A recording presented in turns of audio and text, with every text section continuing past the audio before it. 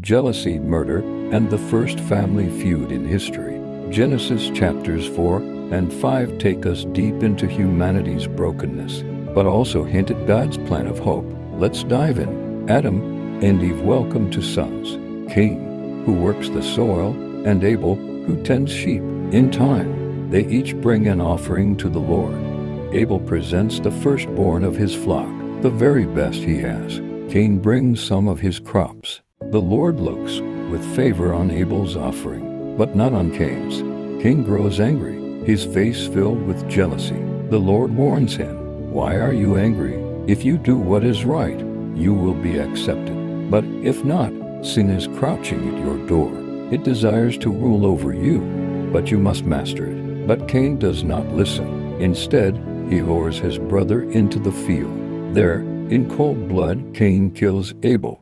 This was the first murder in human history. The Lord calls out, "Where is your brother Abel?" Cain replies, "I do not know.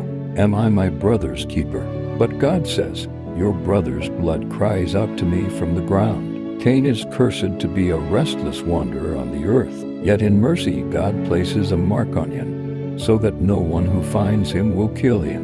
Cain departs and builds a city. His descendants become makers of tents, musicians, and craftsmen of bronze and iron. Yet with progress comes violence. His descendant Lamech boasts of killing a man, declaring his vengeance even greater than Cain's. But Adam and Eve have another son, Seth. Through him, a new line begins. And in his days, people start to call on the name of the Lord again. Chapter 5 records the generations from Adam to Noah, 10 fathers and sons. Long lives are listed, each ending with the words, "And then he died." Death reigns in Adam's line, yet one name stands apart, Enoch. He walked faithfully with God for 300 years, and then he was no more, because God took him.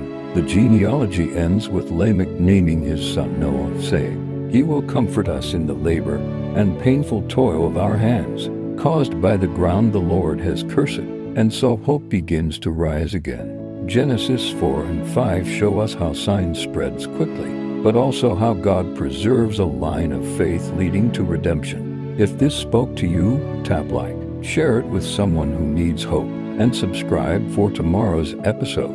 Genesis 6 and 7, the wicked world and the beginning of Noah's Ark.